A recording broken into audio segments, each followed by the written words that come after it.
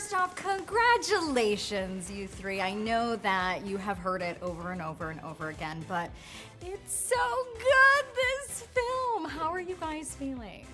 Oh, very excited. I love hearing that people like it, so you can keep doing that for this whole interview if you want. That's perfect. I want to start with you, David, because I know Will Reeves said that you didn't need their family's blessing to be Superman, but you had their stamp of approval. What does that mean to you?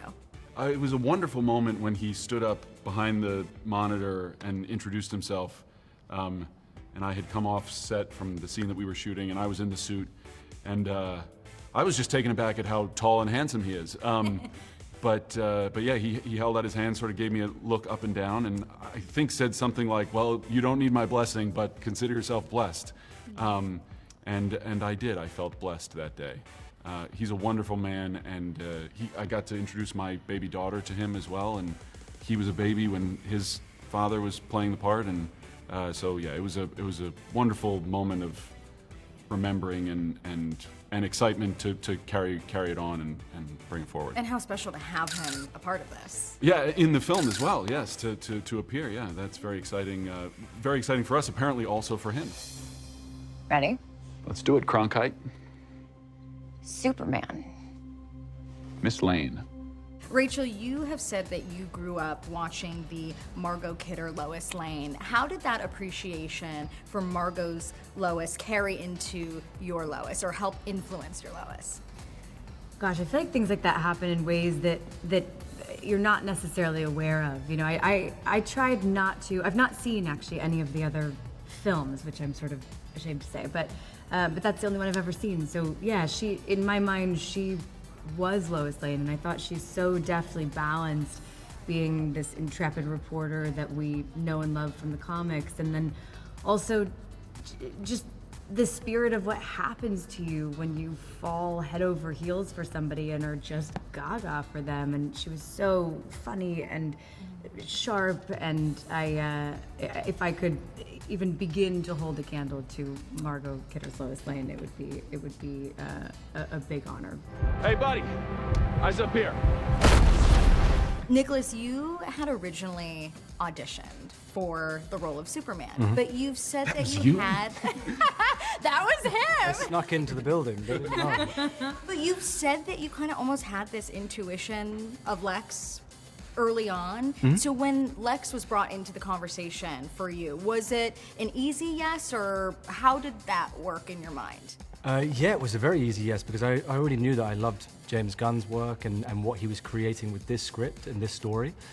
And there was like this sudden moment of clarity for me where I was like, oh, your instincts when you first read the script were kind of on point, and you like dialed those back and didn't listen.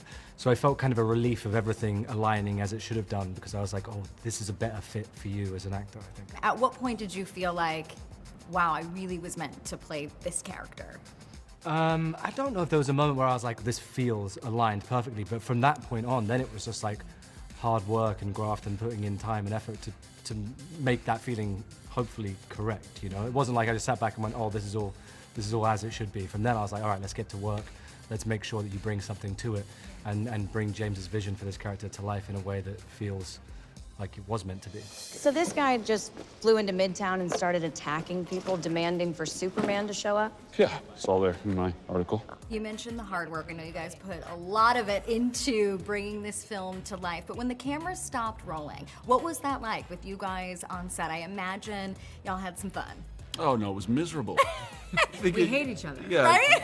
We were like, see ya, I hope not tomorrow. I'm not hanging out with you anymore. The interesting thing about the way James and his crew works is that there's not a ton of time sitting around between cut and action again. They're not doing a lot of relighting or laying of dolly track. It really kind of immediately becomes a conversation about what's going to happen next, and at least my experience was being very involved in that conversation. So we didn't really leave set and go and hang out in our trailers or in our chairs too much. We played dice. We played dice, which was did? good. It was literally, we had them hidden just off set so that when we heard cut, we could grab them and play for like 30 seconds or 45 seconds, get a roll or two in, and then we're back to it. We had some fun when we shot the Daily Planet stuff. We shot in Macon, and that was one of the, I feel like we had a moment to slow down. There was maybe one day where we finished early, which never happens, and a bunch of us got to go have dinner, and the guys were smoking cigars out in Macon. And there's definitely moments where you know, they're few and far between. I think especially when you have as much on your shoulders as you did, and had to spend so many hours in the gym. But there's definitely moments where you just get a moment to pull back and go, how cool that we're all here.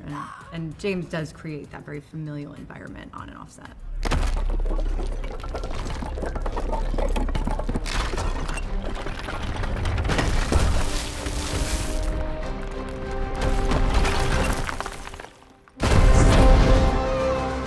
James has also said that he is working in some ways on a Superman sequel. Do you guys have any insight into this project? No. Is it a Superman sequel? He hasn't told us anything. In some ways. You have more information than Oh, we okay. It's more of a reality show with Lex Luthor, I think, where you just follow him around at home. Okay. Just being mean to everyone and Just being everything. mean, even to himself in the mirror. I mean, that's a show we tune in to watch.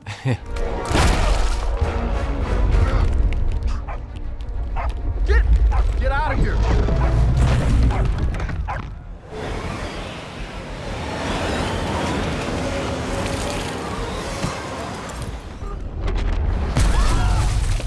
But I want to talk about the cameos in this film, specifically Bradley Cooper as Yeah. Superman's father.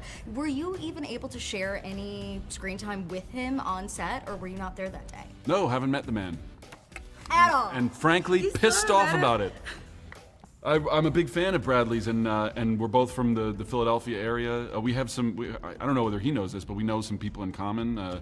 Having not seen the movie, I also haven't seen his performance yet. So you don't know if you want to meet him. No, I very much want to meet him. I'm a big fan of his and his work, and yeah, I was very excited when James said that he was going to play my dad. Okay, well, we gotta make this meetup happen. Yeah. You and Brad? Please.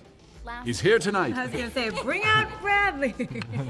Lastly, David, of course, you are stepping into this role of a lifetime, while also simultaneously stepping into a role of lifetime of being a father. How did you balance new dad duties with being Superman? I'll answer this for you. Oh, bless you. One of the most beautiful memories I have on set is seeing, you know when they have the big backdrops? The backdrops were kind of almost lower to the floor, but there was a gap of about 3-4 foot at the bottom of it. And I could see underneath it a pushchair getting pushed by Superman in his boots and his cape. So you couldn't see the top half of David, but you could just see the pushchair and your boots pushing around the pram in between setups and takes. And I thought that's a man who's perfectly juggling being a superhero, but also being a super dad. And my answer was just that my wife gets all the credit for actually. I wasn't balancing it. I had to go to work 12 hours a day, and so she was carrying the brunt of the responsibilities. But She was wearing those boots. she was wearing those. Making you look good. Yeah. But I think she would agree that I was good. When I got home, I wanted to be helpful and involved, and it's good Superman energy to be, to spend all day flying through the sky and fighting bad guys, and then come home and get thrown up on and change diapers. It's good balance.